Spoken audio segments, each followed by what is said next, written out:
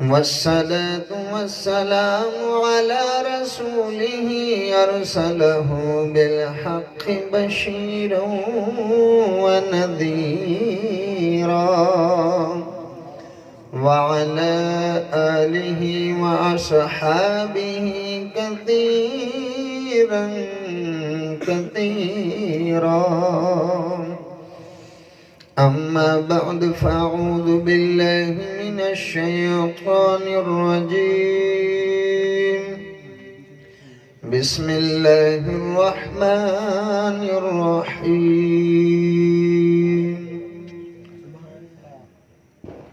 وما أرسلناك إلا رحمة للعالمين. صدق الله العظيم. وقال النبي صلى الله عليه وسلم أنا رحمة الله ونعمة الله. صدق الحبيب.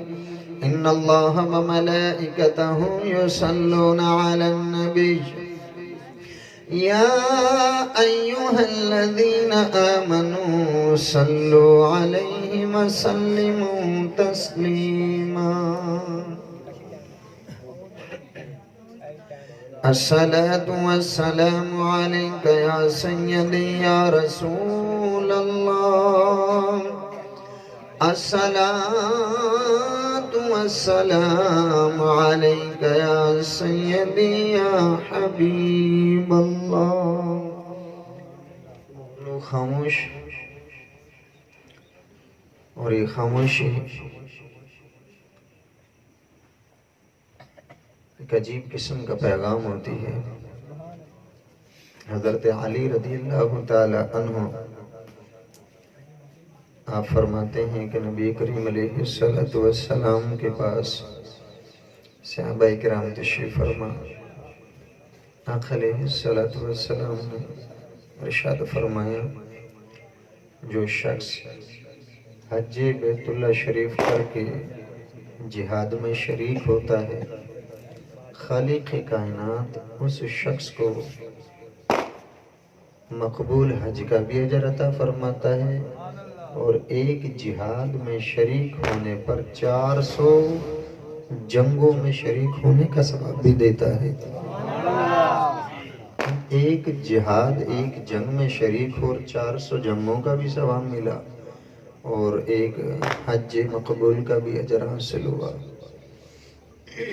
صحابہ کرام تشریف فرما تھے. کچھ بزرگ تھے، کچھ بچے تھے، کچھ جوان تھے.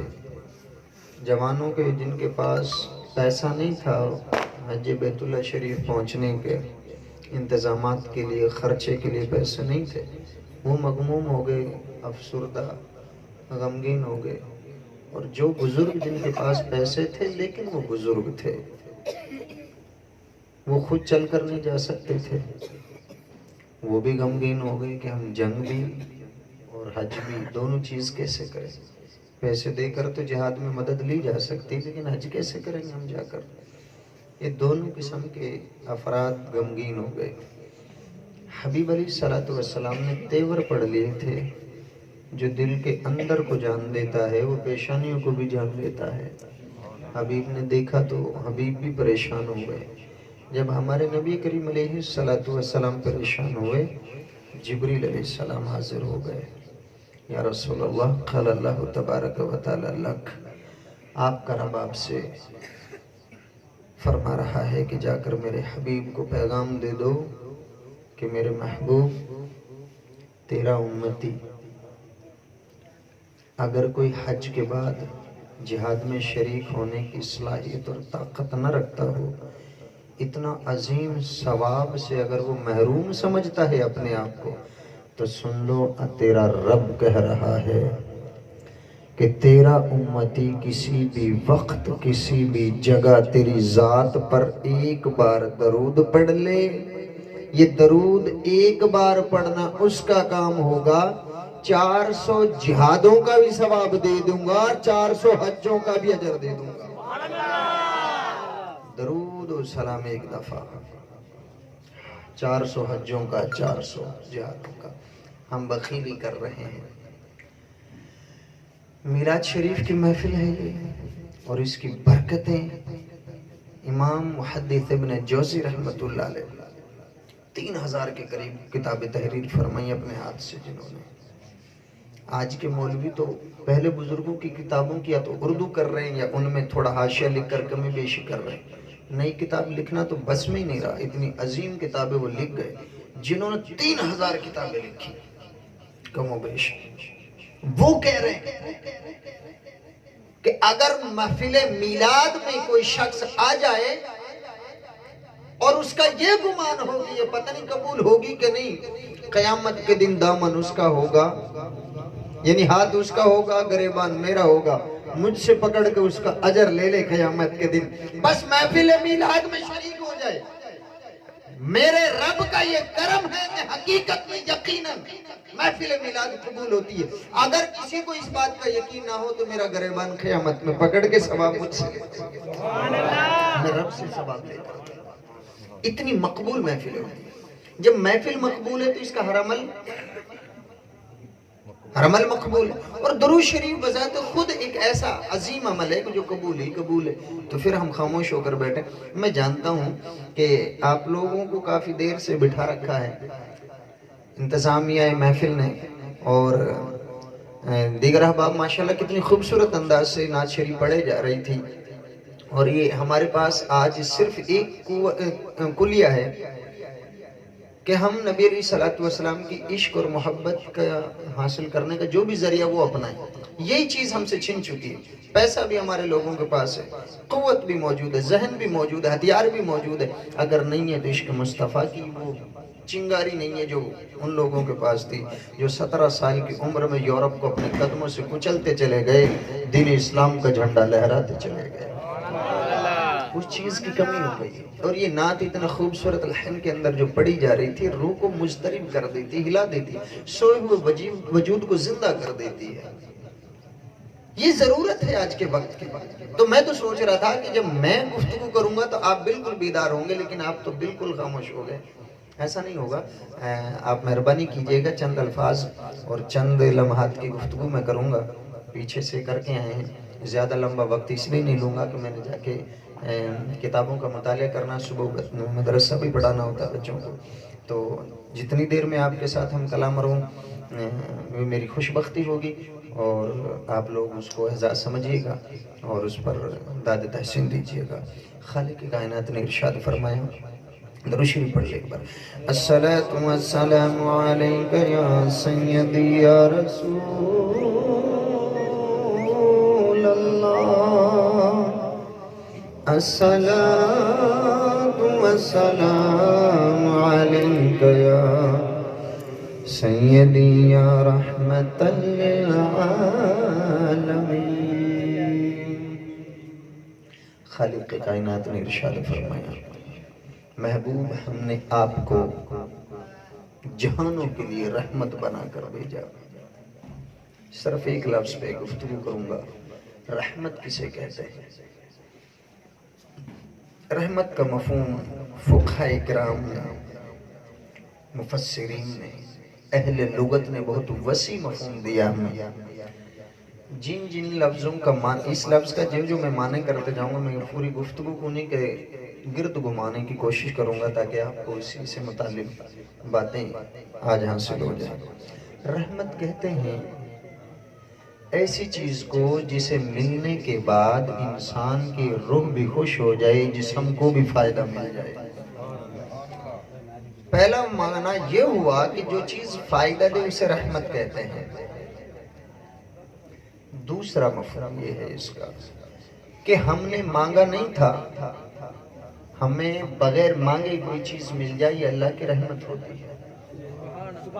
تیسرا یہ ہے کہ ہم کسی چیز کے لائق تو نہیں تھے، ہماری اتنی قابلیت نہیں تھی، ہم میں اتنی صلاحیت نہیں تھی، ہم اس قابل نہیں تھے، پھر بھی ہمیں وہ چیز مل جائے ہمارے فائدے کے لیے، تو وہ چیز رحمت ہوتی ہے۔ اب ذرا توجہ کیجئے گا کہ جس امت میں آنے کے لیے 12 انبیاء کرام نے بڑے اصرار کے ساتھ اللہ سے دعائیں کی. 12 انبیاء کرام اصرارن دعا کی, اصرار کے ساتھ مچل مچل کر دعائیں کی. 12 انبیاء کرام. اس امت کی کیا شان ہو, کیا عظمت ہوگی. ہم اس لائق نہیں تھے کہ حبیب کی امت میں رکھے جاتے, لیکن اللہ نے کہہ دیا محبوب تجھے ہم نے رحمت بنا کر بھیجا ہے. ہم اس لائق نہیں تھے کہ حبیب ہمیں دیے جاتے یا ہم حبیب کے گروہ اور امت میں ہوتے, لیکن یہ اس کملی والے کا کرم ہے کہ اس نے ہمیں قبول کر لیا. رب کا فضل ہے کہ حبیب ہمیں عطا کر دیے. یہ رحمت ہے حبیب علیہ السلام, اور ایسی رحمت کہ جس کے لیے ہم نے دعائیں نہیں کی. کاش کہ کوئی پوچھے ان کو جن کی راتیں گزری اللہ کی بارگاہ میں سجدوں کے اندر آنسو بہا بہا کر ان کی آنکھیں خشک ہو گئی, خون بہنے لگے, جن کی راتوں کے اندھیرے اللہ اللہ کرنا گزری, جو صرف اس تمنا پر زندگی گزار بیٹھے کہ اللہ ہمیں اس محبوب کے زمانے کو عطا کر دے, کہ اللہ اس حبیب کی صورت مبارک دکھا دے, کہ اللہ اس حبیب کے زمانے میں کوئی ایک سانس لینے کے لیے وقت مل جائے. ان سے جا کر پوچھے کوئی کہ انہوں نے وقت کیسے گزارا, مچل مچل کر بلک بلک کر دعائیں کرتے رہے. ارے ہم نے تو کچھ بھی نہ کیا, حبیب ہمیں اللہ نے عطا فرما دی. اور پھر ایسی رحمت ہے, انسانیت کا جب وقار کوئی نہیں تھا, غریب کو محلے میں نہیں داخل ہونے دیتے تھے, اس کو اچھوت کہا جاتا تھا. عورت جب دوسرے وقت میں ڈیٹ کے وقت میں ہوتی تھی تو اسے شہر سے گاؤں سے اپنے رہائش گاؤں سے نکال دیتے تھے, جنگلوں میں رہا کرتی تھی وہ بیچاری. اس وقت تک یہ عورتوں کے ساتھ حال ہوتا تھا, جانوروں کو سامنے باندھ دیا جاتا تھا, ان پر تیر کا نشانہ لگایا جاتا تھا, زندہ جانوروں پر. یہ جانوروں کی زندگی تباہ اور اجیرن کی جا چکی تھی. وہ زمانہ ایسا تھا جب کسی کو گوشت کھانے کا دل چاہتا, جانور کے جسم کو, زندہ جسم کو کاٹتے, پکا کر کھا لے, تو وہ جانور اسی طرح تڑپتا رہتا تھا, پریشان اسی تکلیف میں بلاتا رہتا تھا. انسانیت اس درجے گری ہوئی تھی. جب باپ کے مرنے کے بعد بیٹا ماں سے نکاح کرتا, ماں سے بچے لیتا تھا, وہ زمانہ اس حالت کو جا پہنچا جب انسانوں کے اندر چھوٹے چھوٹے چرندے پرندے جو اپنے گھونسلوں کے اندر بچہ نکال لیتے ہیں, ان کے بچوں کو ان کے ماں باپ سے چھین لینا ایک عام وتیرہ تھا, کھیل تھا.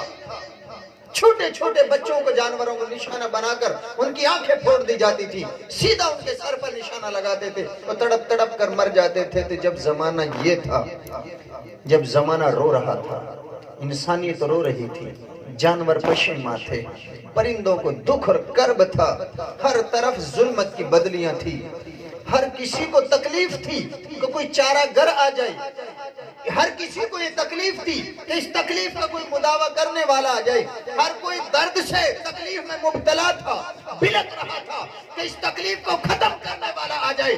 تو رحمت خدا بندی نے اس انسانیت کے اوپر یہ کرم کیا کہ انسانیت جب بلک رہی تھی, ذات مصطفیٰ بھیج کر رب کریم نے انسان کو انسانیت سکھائی, جانوروں کا درد سمجھا, انسان پرندے درندے سب کو سکھ عطا کیا, ان کا دکھ ختم کیا, ان کو آرام اور رحمت اور شکر عطا فرمایا.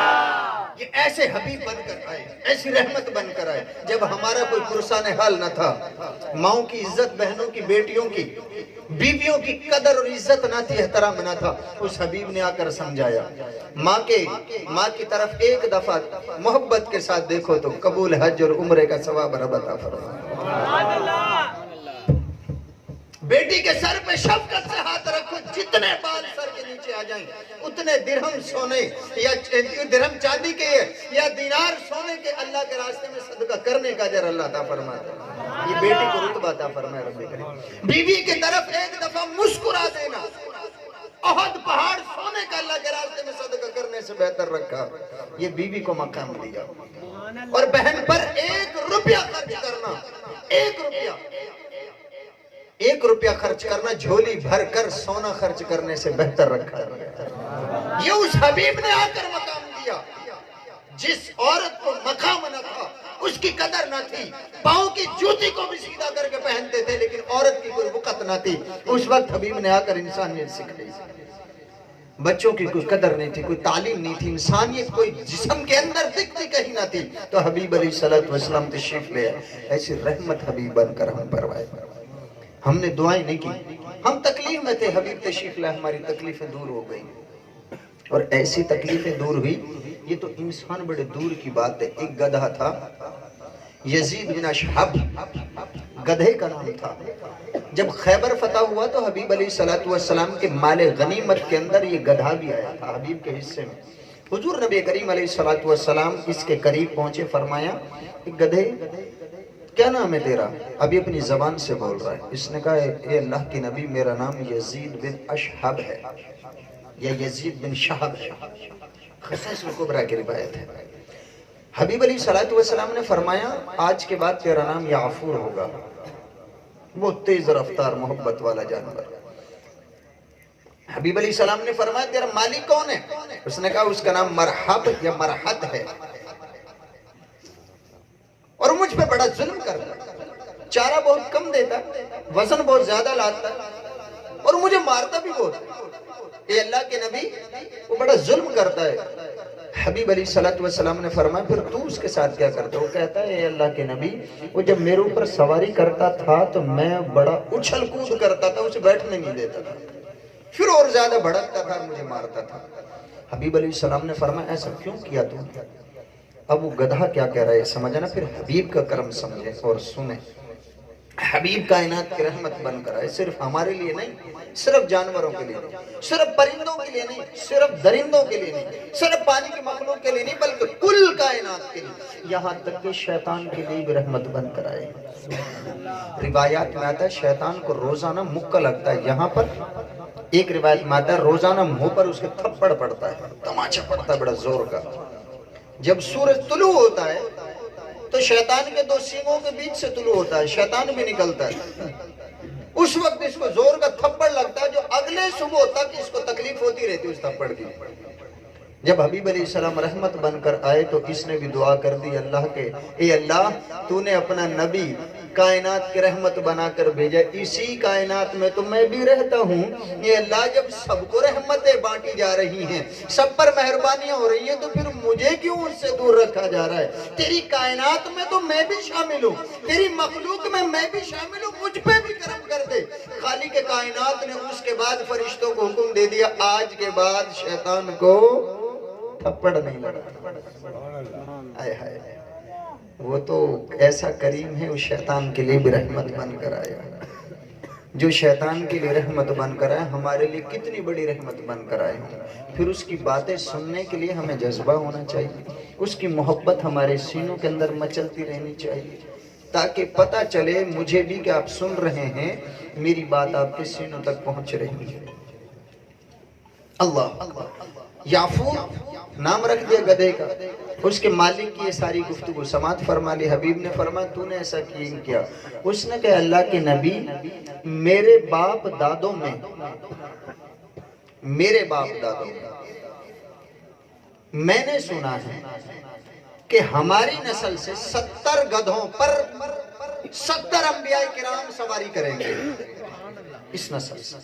حبیب نے فرمایا تو کیا تیری کوئی مادی کا انتظام نہ کر دے، تجھے جوڑا نہ کر دے؟ اس نے عرض کیا رسول اللہ میں ایسا نہیں چاہتا، میں چاہتا ہوں کہ ہماری نسل سے ایک کم 70 گدھوں پر ایک کم 70 انبیاء کرام نے سواری کر لی ہے، اور میں نے اپنے بڑوں سے یعنی بڑے کسی دادا پر دادا گدھے سے سنا ہے کہ 70 انبیاء کرام ہماری نسل کے 70 گدھوں پر سواری کریں گے، ایک کم 70 تو ہو گئے۔ آقا میں نہیں چاہتا کہ کوئی اولاد ہو، میری کوئی زوجہ بنے، میرا کوئی جوڑا ہو اور میری نسل آگے چلے، میں چاہتا ہوں کہ یہاں پر وہ 70واں میں ہوں اور آخری نبی ہو، نہ تو بعد میں کوئی نبی آئے اور نہ ہی کوئی گدھا پیدا ہوئے سو جس پر وہ نبی سواری کرے۔ آقا یہ شرف پانا چاہتا ہوں۔ آقا علیہ السلام نے اس پر اسی وقت سواری فرمائی اور فرمایا سن ادھر 70 کا عدد تیرا پورا ہو گیا، ادھر نبوت کا دروازہ مجھ پر پورا ہو گیا۔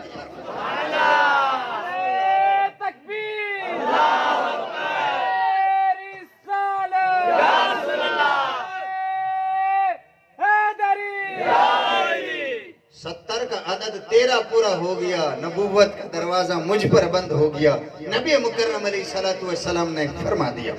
اب نبی علیہ السلام کے جب تک حیات طیبہ ظاہری میں رہے نا تو گدھا حبیب کی سواری رہے، اور اس کے بارے میں یہ بھی آتا ہے کہ جب حبیب علیہ السلام، اب سمجھیں اس کو پہلے بھی یہ تمیز تھی کہ یہ کافر ہے، یہ یہودی ہے، اس کو اپنے اوپر سوار نہیں ہونے دیتا تھا۔ کیوں؟ اس کو پتا تھا کہ یہ میری پشت ہے نا ایسے گدھوں کی پشت ہے جن گدھوں پر انبیاء کرام نے سواریاں کی۔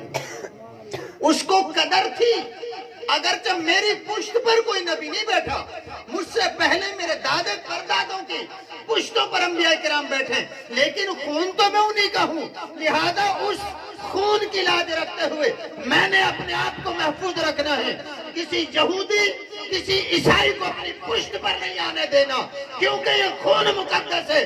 اب اگر میری پشت پر بیٹھے گا کوئی تو وہ آخری نبی ہوگا اور میں اس نسل کا آخری گدھا ہوگا۔ پتا چلا اس کا نام تو گدھا تھا لیکن عقل بہت رکھتا تھا، اسے اپنے خون کی پہچان تھی، اسے اپنی نسل کی پہچان تھی، اسے نبوت کی قدر کرنا آتی تھی۔ حبیب علیہ السلام کے لیے اس نے اپنی گود کو، اپنے سینے کو، یعنی اپنی پشت کو محفوظ رکھا۔ حبیب علیہ السلام کی زوجہ محترمہ ام حبیبہ رضی اللہ تعالی عنہ جو ابو سفیان کی بیٹی ہیں، حبیب علیہ السلام کی زوجہ محترمہ ہم سب کی ماں ہیں۔ حبیب علیہ السلام جنگ میں تشریف لے گئے تھے، پیچھے سے اپنی بیٹی سے ملنے کے لیے آ گئے تھے، جنگ کمانڈ کر رہے تھے، یعنی مسجد نبوی کے اندر پلاننگ ہو رہی تھی، اور یہ پیچھے سے آ گئے تھے حبیب علیہ السلام کے گھر میں اپنی بیٹی سے ملنے کے لیے۔ اب یہ مسلمان نہیں ہوئے تھے، فتح مکہ سے پہلے کا معاملہ ہے۔ جب یہ آئے نا گھر میں، حبیب علیہ السلام کے بستر مبارک پر، غور سے سمجھنا، بستر مبارک بچھا ہوا تھا، یہ آ کر بیٹھنے لگے تھے کہ ام حبیبہ رضی اللہ عنہ نے فوراً وہ کپڑا کھینچ لیا۔ اب ابو سفیان نے تو مطلب یہ نکالا کہ بیٹی اگرچہ یہ بستر پھٹا پرانا ہے، ایک کمزور الفاظ بولے گئے، اگرچہ یہ پھٹا پرانا ہے، میں سردار ہوں مکے کا، اگرچہ یہ میری شان کے لائق نہیں، لیکن زحمت نہ کر بیٹی میں اس پہ بھی بیٹھ جاؤں گا۔ اب سنیں ہماری سوچ اور فکر کہاں ہے اور شریعت ہم سے کیا مانگ رہی ہے۔ ام حبیبہ رضی اللہ تعالی عنہ نے فرمایا، ابا جان آپ میرے ابا ہیں، اور میں آپ کو بتا دوں کہ یہ میں نے کپڑا اس لیے نہیں کھینچا کہ یہ تیرے لائق نہیں، بلکہ کپڑا میں نے یہ اس لیے سمیٹ لیا کہ تو اس پہ بیٹھنے کے لائق نہیں۔ یہ پاکیزہ لباس ہے، یہ پاکیزہ بستر ہے میرے آقا کا، جس پر کائنات کے عظیم ہستی کا وجود مسعود بس ہوتا ہے۔ ارے تو کافر ہے، تیرا وجود منحوس ہے، تیرا وجود مشرکانہ وجود ہے، اور یہ ناپاک ہے۔ پاک بستر پر ناپاک وجود میں نہیں سہ سکتی۔ ارے انسان کو اتنی تمیز، ام حبیبہ اپنے ابا کو للکار دے، ارے یہ ہمیں شریعت مزاج سکھاتی ہے، کم از کم ہمیں انسان کی نصیحت اور گدھے کی نصیحت یاد رکھنا چاہیے۔ گدھے نے سبق دے دیا امت مسلمہ کو، اگر ہماری نسلوں میں نبی ہماری پشت پر بیٹھے ہیں، میری پشت پر اگرچہ نہیں بیٹھے لیکن میں خون تو انہی کا ہوں، اب میں کسی یہودی کو نہیں بیٹھنے دے سکتا۔ اللہ اکبر، یہ گدھے نے مزاج دے دیا۔ آج ہمارے حکمران مکمل طور پر یہودیت اور نصرانیت کے سارے کے سارے لباسوں کو سر پہ لیے بیٹھے ہیں۔ اگر ان کا بس چل جائے تو آسیہ ملعونہ کو کاندھوں پہ بٹھا کر جہاز میں چھوڑے، اسپیشل جہاز یہاں سے بیرون ملک لے جائے۔ ان کا بس چلے تو اس ایک ملعون لانتی عورت کے پیچھے پورے ملک میں آگ لگوا دے، انہیں ٹس سے مس نہ ہو۔ انہوں نے تو گدھے سے بھی سبق نہ سیکھا۔ گدھا تمیز دے گیا، اگرچہ میری پشت پر نبی نہ بیٹھا لیکن بیٹھے گا تو صحیح نا، تو لہٰذا میں اس سواری کو محفوظ رکھوں اس نبی کے لیے۔ اللہ نے تجھے وقار دیا، سلامتی دی، ایمان کی دولت دی، تو تو جھکتا کیوں ہے؟ تو نے نئی مثالیں پڑھی، سلطان محمود غزنوی نے کیا کیا؟ برے صغیر کا کلاتما کر کے یہاں سے کفر کا یا اسلام کا پرچم بلند کیا. نہیں دیکھا طارق بن زیاد نے سپین کو کیسے فتح کیا. نہیں دیکھا نور الدین زنگی نے کیسے آپ کے اس وسط ایشیا کو قابو کیا. نہیں دیکھا صلاح الدین ایوبی نے کیسے یورپ کے اندر تہلکہ مچایا. ارے تیرے مسلمان کے اندر اتنی جرت ہے, لیکن آج وہ جرت کہاں چلی گئی؟ وہ جرت وہاں چلی گئی جہاں اسے جانا نہیں چاہیے تھا. کفر نے پلاننگ کی کسی طرح اس قوت کو ختم کر دیں جس قوت کی وجہ سے مسلمان غالب رہتا ہے. لہذا آج ایک چھوٹا سا چپس ہر نوجوان کے ہاتھ میں پہنچا دیا اور دنیا بھر کی نیٹ کی چیزیں اس پر ڈال دی. چھوٹی سی سکرین پر دیکھتے جاؤ, عیاشی کرتے جاؤ اور بگڑتے چلے جاؤ. عشق نکل گیا. ایک نوجوان کئی گھنٹے بیٹھ کر فلم دیکھ سکتا ہے, محفل میلاد ایک گھنٹہ نہیں سن سکتا. پتہ چلا جہاں طبیعت بند گئی, جہاں کا رنگ چڑھ گیا, وہاں سے دلچسپی نہیں ہٹ رہی, اور جہاں سے میلا کچیلا کر دیا دل کو, وہاں پر دل لگ نہیں رہا. تو اب اس کا علاج کیا؟ علاج یہ ہے کہ اینٹی چیز سے علاج کیا جاتا ہے. اگر آپ کو گرمی کا بخار ہے نا تو ٹھنڈی چیز کھلا کر علاج کیا جائے گا. یہ ڈاکٹر اور حکیموں کی طریقہ کار ہے, طریقہ علاج. اور اگر سردی کا بخار ہے تو گرم چیز, گرمی کا بخار ہے سرد چیز کھلا کر. اب آپ نے اس اصول کو سمجھ لیا تو سن لو, اگر محفل میلاد سے طبیعت بھاگ رہی ہے تو پھر محفل میلاد کر کے طبیعت کو درست کرو. نماز پڑھنے سے طبیعت بھاگتی ہے تو نماز پڑھ کر طبیعت کو درست کرو. درود شریف پڑھنے میں زبان نہیں کھلتی, گانے گانے میں کھلتی ہے, تو پھر درود پاک صلوات و سلام پڑھ کر طبیعت کو درست کر لو. یہ طبیعت خود بخود چند دنوں کے بعد سیدھی ہو جائے گی. زمین پر ڈائریکٹ حل نہیں چلایا جاتا ہے, نرم کرنے کے لیے پانی ڈالا جاتا ہے, پھر اس کے ایک مدت کے لیے چھوڑ کر سورج کی کرنیں اس کو خوبصورت بناتی ہیں, پانی کو اندر جذب ہونے کے لائق بناتی ہیں, پھر اس پر ہل چلایا جاتا ہے, دانہ ڈالا جاتا ہے, پھر شگوفے پھوٹتے ہیں, پھر پھل ملتا ہے آپ کو.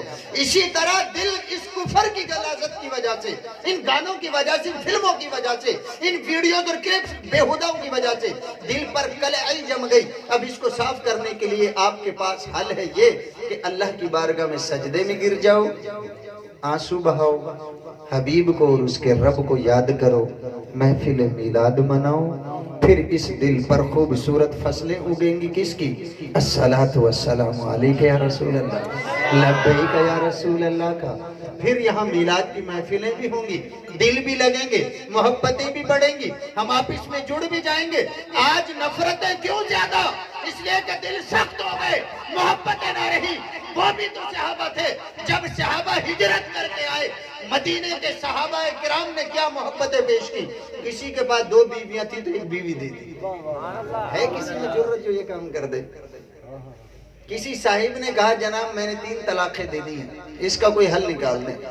میں نے کہا حل تو ہے, حلالے کے علاوہ کچھ نہیں. اس نے کہا میں اپنی بیوی کے لیے سب کچھ کر سکتا ہوں لیکن حلالے کے ساتھ لا نہیں سکتا اپنے پاس. میں نے کہا یہی محبت ہے تیری؟ پھر یہ گناہ کیوں کیا تو نے؟ یکدم یہ جذبات میں آ کے تو نے اتنا بڑا قدم اٹھا لیا. اگر محبت ہے تو پھر ہر حال میں قبول کر, یار کو ہر حال میں قبول کر. کسی نے کہا مجنوں سے لیلا بہت قادر, تو دیوانہ پاگل ہے, اس کے پیچھے زندگی غرق کر رہا ہے, بیکار کر رہا ہے, ضائع کر رہا ہے, زندگی کے قیمتی لمحات کو تو نے ایسی گنوا دی. اس نے کہا اگر مجنوں کی آنکھ سے تو دیکھے تو لیلا کبھی تجھے کالی نظر نہ آئے. نعرہ تکبیر, نعرہ رسالت, حیدری. تو نے کبھی لیلا کو مجنوں کی نظر سے نہیں دیکھا. مزہ یار دی یاری دے آنود آنا, جدو یار نو یار دی کھیچو. ادھروں کون نکلے, ادھروں میں نکلا, ملاقات گلی دے بیچو. فریدہ عشق اینو آندے وجہ تیر جدائی دا بچ سینے لاشا 2 ہومن قبر ایک ہو. اپنے یار سے محبت ایسی پیدا کر لو کہ تمہیں دیکھنے والا کو یہ نہ کہے یہ پتہ نہیں کون سی مخلوق ہے, یہ پتہ نہیں کس کا دیوانہ ہے. جب بھی کسی کی نظر پڑے تیرا چہرہ ایسا ہو, دیکھنے والا کہے یہ محمد عربی علیہ السلام کا غلام. من تو شدم تو من شدی, من تن شدم تو جا شدی, تاکس نہ گوید باد ازی, من دی گرم تو دی گرم. ترجمہ سمجھو, میں تو ہو جاؤں تو میں ہو جاؤں, میں بدن بن جاؤں تو روح بن جاؤں. من تو شدم میں تو ہو جاؤں، تو من شدی تو میں ہو جا، من تن شدم میں بدن بن جاؤں، تو جا شدی تو اس بدن کی روح بن جا، کس نہ گوید بادزی، تاکہ کوئی دیکھنے والا یہ نہ کہے من دیگرم تو دیگری میں کوئی اور ہوں تو کوئی اور ہے، دیکھنے والا یہ نہ کہے وہ کوئی اور ہے یہ کوئی اور ہے، دیکھنے والا بس یہ کہے حبیب جب ہجرت کرنے مدینہ طیبہ داخل ہو رہے تھے تو لوگوں کی نظریں صدیق پر بھی پڑ رہی تھی، حبیب کی ذات پر بھی پڑ رہی تھی۔ صدیق کے باغ نے کپڑا اٹھایا، حبیب کے دوش نبوت میں ڈال دیا۔ صدیق کیا کرتا ہے؟ عرض کی آقا اس لیے کر رہا ہوں کچھ نظریں صدیق کی طرف بھی آ رہی ہیں تاکہ پتہ چل جائے کپڑا دینے والا غلام ہے، جس کو دے رہا ہے سردار وہ ہے۔ تکبیر اللہ اکبر رسالت حیدری۔ لوگوں کو شبہ لگ گیا ہے پتہ نہیں محمد کون سا ہے ان میں، انہوں نے پہلے نہیں دیکھا تھا۔ اللہ اکبر، صدیق اکبر رضی اللہ عنہ اپنے آقا کے عشق میں اس قدر فنا ہو گئے تھے، امتیاز ختم ہونے لگا۔ آپ نے کپڑا اٹھایا، حبیب کے دوش مقدس دوش نبوت پہ ڈال دیا۔ صدیق کر کیا رہا ہے؟ عرض کی آقا لوگوں کی نظریں آپ کی طرف بھی جا رہی ہیں، مچل کر میری طرف بھی آ رہی ہیں، انہیں پتہ نہیں چل رہا صحیح معنی میں اصل کون ہے فرع کون ہے۔ اب پتہ چل جائے گا غلام وہی ہوتا ہے ہمیشہ جو دیا کرتا ہے۔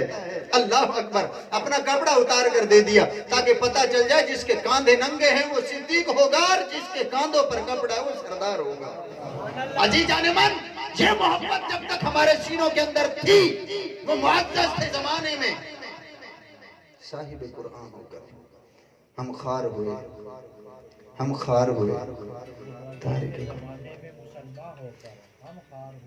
وہ معزز تھے زمانے میں مسلمان ہو کر، جزاک اللہ، مسلمان ہو کر۔ مسلمان کس کو تسلیم کرنے والا؟ تسلیم کس کو کرنے والا؟ نبی علیہ السلام کی عظمتوں کو تسلیم کرنے والا۔ وہ اس زمانے میں تھا تو پھر ہوا کیا؟ وہ خالی نہتا 18 سال کا نوجوان اپنے علاقے سے چلتا ہے، عرب شریف کے علاقے سے، کوئی ترکستان اور قازقستان سے چلتا ہے، کوئی ازبکستان سے چلتا ہے، اور جہاں جہاں پر گزرتا چلا جاتا ہے کفر کی طاغوتیت کو ختم کرتا چلا جاتا ہے، ایمان کفر کے اندر زلزلہ برپا کرتا چلا جاتا ہے، ایمان کفر کو تہس نہس کرتا ہوا چلا جاتا ہے، اور وہاں کریم آقا لجپال علیہ السلام کے اسلام کا جھنڈا لہراتا چلا جاتا ہے۔ آج ہمارے نوجوانوں کو تو حبیب علیہ السلام کا نسب نہیں آتا۔ حبیب علیہ السلام کے والد دادا پردادا وہ کون ہیں؟ بیٹیاں کتنی، بیٹے کتنی عمر میں کس کا وصال ہوا؟ حبیب علیہ السلام نے نکاح کتنے کی، کتنی بیواؤں سے کی، کتنی کماروش کی، یہ تو ہمیں پتہ ہی نہیں۔ اگر پتہ تو یہ پتہ ہے کہ انڈین فلموں کی اداکاروں کے نام کیا ہیں، ان کا کردار کیا ہے، ان کے ہیرو کون کون ہیں۔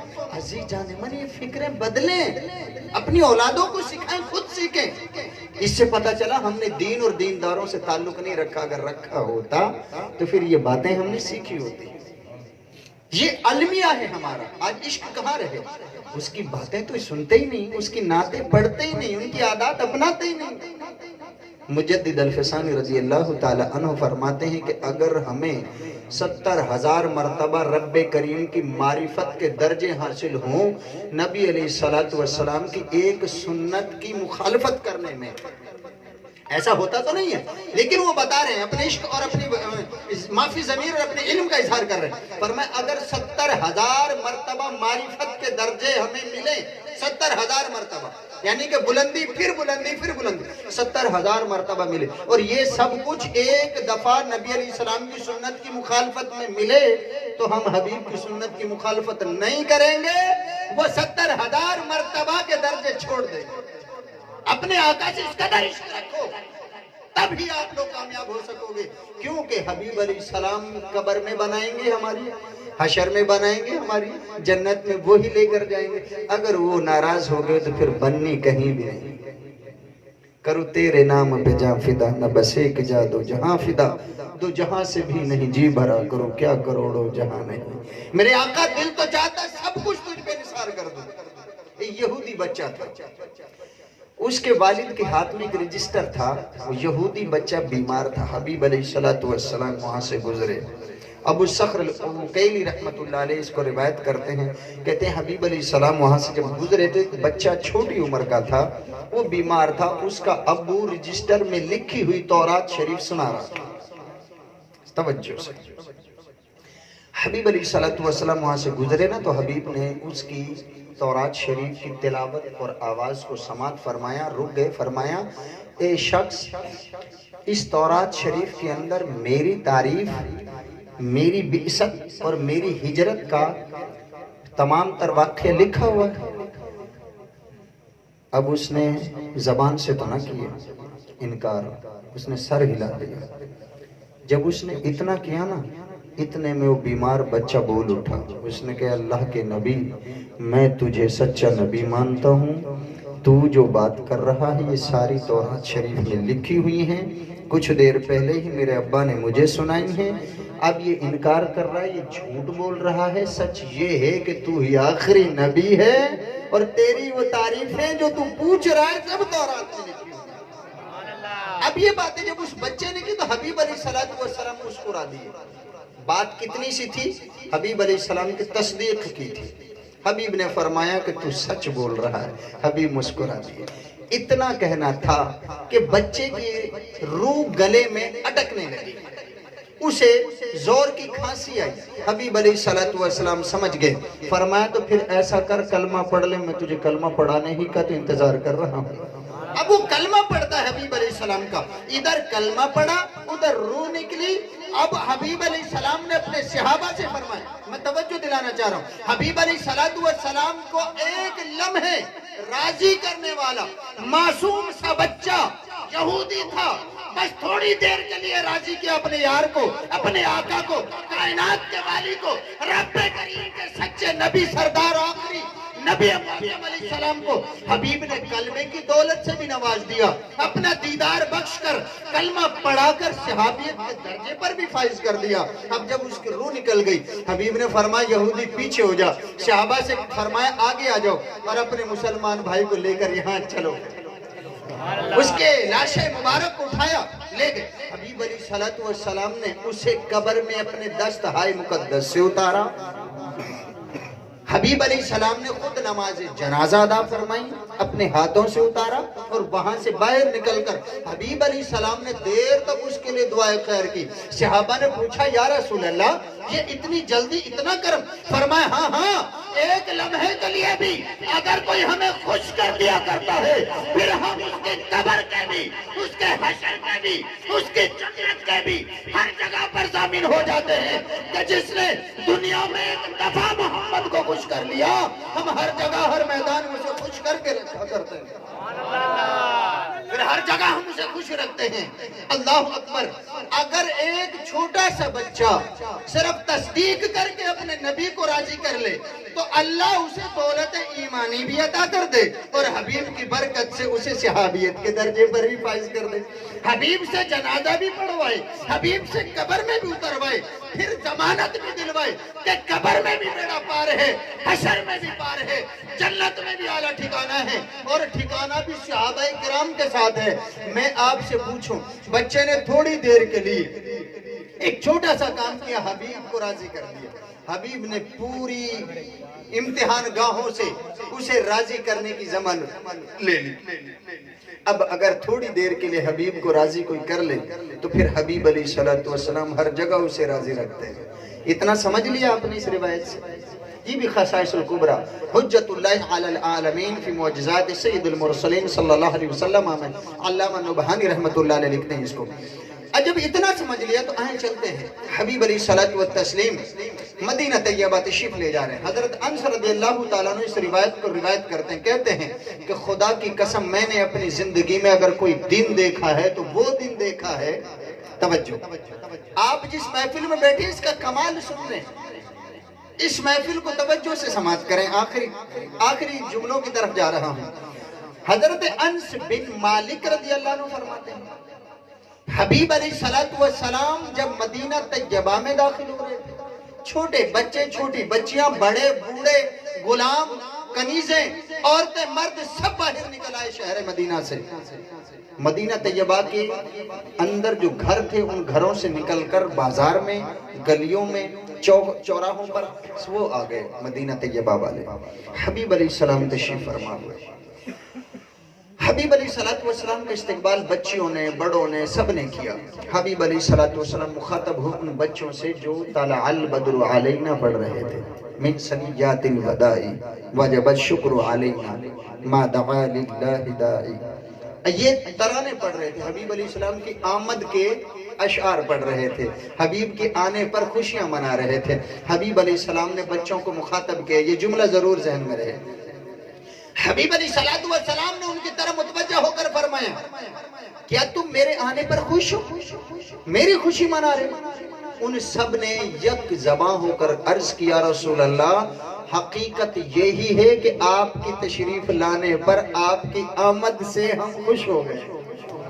اب حبیب کے تاریخی جملے سنیں۔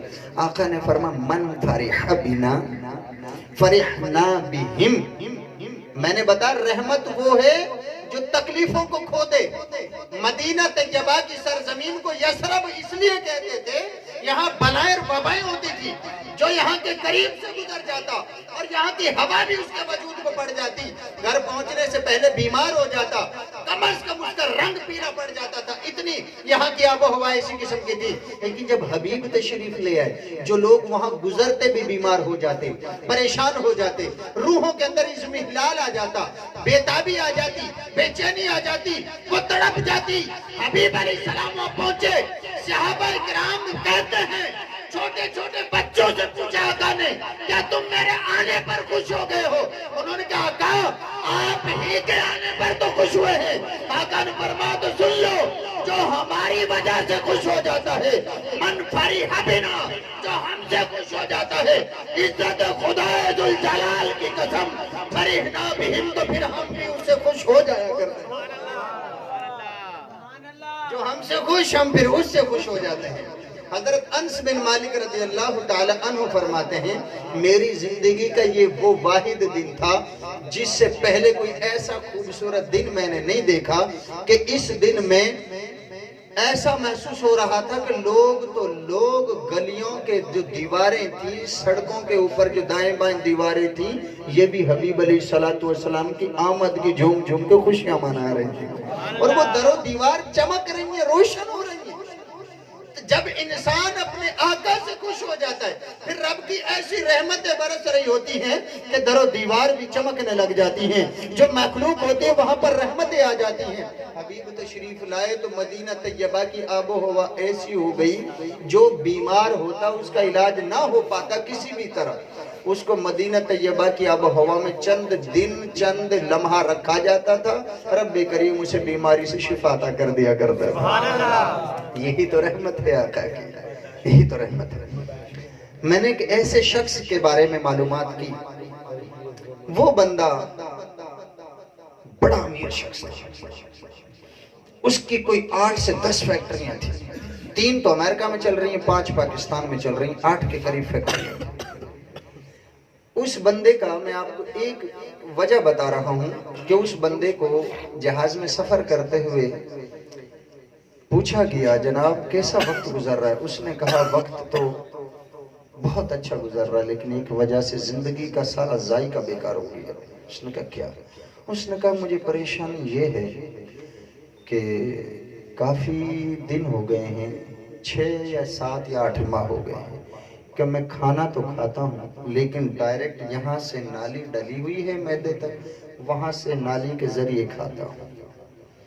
میں ترس گیا ہوں، رو پڑا وہ شخص، ترس گیا ہوں میں منہ کے ذائقے کے لیے، نہ نمکین کا پتہ، نہ میٹھے کا پتہ، نہ پھیکے کا پتہ، میں ذائقے کے لیے ترس گیا ہوں۔ زبان تو ہے لیکن وہاں سے وہ کھا پی نہیں سکتا، چکھ نہیں سکتا، ڈائریکٹ یہاں سے جا رہا ہے، خارج ہو رہا ہے۔ عزیز جان من، رب نے ایک نعمت کو چھین لیا، 8 فیکٹریوں کا مالک ہو کر بھی وہ اللہ کی نعمت نہیں پا سک رہا۔ یہ کرم نہیں کہ اس نے اتنی نعمتیں ہمیں عطا کر دی، جب نعمتیں سب ہی دے دی تو پھر نعمتوں کی عظیم نعمت آقا کی ذات بھی ہمیں دے دی۔ اب حبیب نے فرمایا، حیاتی خیر لکم و مماتی خیر لکم، میرا آنا بھی تمہارے لیے بہتر ہے، دنیا سے ظاہری پردہ کرنا بھی رحمت ہے۔ آخری یہ روایت، بات ختم۔ حضور سرور کائنات علیہ الصلوۃ والتسلیم کے پاس حامہ بن لاقیس بن ابلیس حاضر ہوئے۔ انہوں نے کہا اللہ کے نبی وہ آ رہے تھے، حبیب علیہ السلام کے صحابہ نے دیکھا کوئی شخص آ رہا ہے. حبیب علیہ السلام نے فرمایا ایسا لگتا ہے کوئی جن نے بڑی تیزی سے آ رہا ہے. جب اس نے بات شروع کی حبیب علیہ السلام نے فرمایا مجھے اب یقین ہو گیا کوئی جن ہے. اس نے آ کر بات کی، یا رسول اللہ صلی اللہ علیہ وسلم میں شیطان کا پوتا ہوں، میرا نام حمہ ہے، باپ کا نام لاقیس ہے اور دادے کا نام ابلیس ہے. آقا نے فرمایا تیری عمر کتنے؟ اس نے کہا جب قابیل نے حابیل کو قتل کیا تھا نا، میں اس وقت کھیلا کرتا تھا، پہاڑوں پر بڑا اچھلا کودا کرتا تھا، بچوں سے کشتیاں کیا کرتا تھا. اس زمانے میں جب قابیل نے حابیل کو قتل کیا، شہید کیا، تو اب حبیب علیہ السلام نے فرمایا کیا منشا؟ اس نے عرض کیا رسول اللہ صلی اللہ علیہ وسلم میں حضرت نوح علیہ السلام کی کشتی میں موجود تھا، میں حضرت ابراہیم علیہ السلام کی آگ میں اس کے ساتھ موجود تھا، میں حضرت موسیٰ علیہ السلام کے میدان طیٰ میں اس کے ساتھ موجود تھا، میں حضرت عیسیٰ علیہ السلام کے پہاڑوں پہ چلتے ہوئے راستوں میں ان کے ساتھ موجود تھا. ہر نبی سے میں نے یہی سنا. آخری روایت حامہ بن لاقیس بن ابلیس کہہ رہا ہے اے مسلمان، ابلیس کا پوتا بندہ بن گیا شیطان کی نسل ہو کر، تو انسان اشرف المخلوقات کی نسل ہے، تجھے تو کہیں اعلیٰ مقام حاصل کرنا چاہیے. حامہ کہتا ہے کہ اللہ کے نبی، ہر نبی سے میں نے سنا ہے کہ آخری نبی آئے گا. ہر نبی کی تعلیم یہی ہوتی تھی کہ اللہ کی توحید کی بات کرنے کے بعد وہ آخری نبی کی بات ضرور کیا کرتا تھا. آخری نبی کی بات، ہمارے نبی کی بات ضرور کرتا. کیوں؟ اس لیے کہ اس کی تبلیغ کا حصہ تھا کہ لولا کلما خلقت الافلاک والارضین وما ما بینہما. محبوب تیری ذات نہ ہوتی، آسمان کا شامیانہ نہ لگتا، زمین کا فرش نہ بچتا، اس کے درمیان ہر چیز جو بھی بنی ہے سب تیری برکت سے بنی ہے. تو نہ ہوتا تو کچھ نہ بناتا.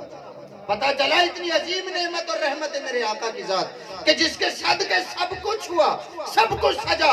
یہ ساری بہاریں اس آقا کی وجہ سے ہیں. فاروق اعظم بول اٹھے، پکار اٹھے، آقا تیری ذات کا صدقہ ہے. فاروق کے سر میں جو بال ہوگے وہ بھی آمنہ کے لال کے صدقے ہیں، وہ بھی تیری برکت سے ہیں، تیری آمد کی وجہ سے ہیں.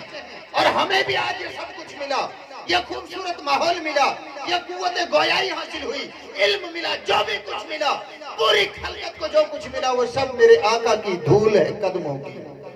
اگر وہ نہ ہوتی تو کچھ نہ بنتا. تو حامہ بن لاقیس بن ابلیس نے کہا کہ اللہ کے نبی، ہر نبی یہی پیغام دیتا رہا، اپنی توحید کی تبلیغ کے ساتھ تیری آمد کی بشارتیں بھی دیتا رہا. اب میں نے موسیٰ علیہ السلام کا زمانہ تھا تو ان سے تورات سیکھی، زبور حضرت داؤد علیہ السلام سے سیکھی، عیسیٰ علیہ السلام سے میں نے انجیل شریف پڑھی. یہاں آ کر رک گیا. حبیب نے فرمایا اب کیا چاہتا ہے؟ اس نے عرض کیا آقا پہلا تو اپنا امتی بنا لیں کلمہ پڑھا کر، پھر مجھے قرآن کا علم سکھا دے، مہربانی فرما کر.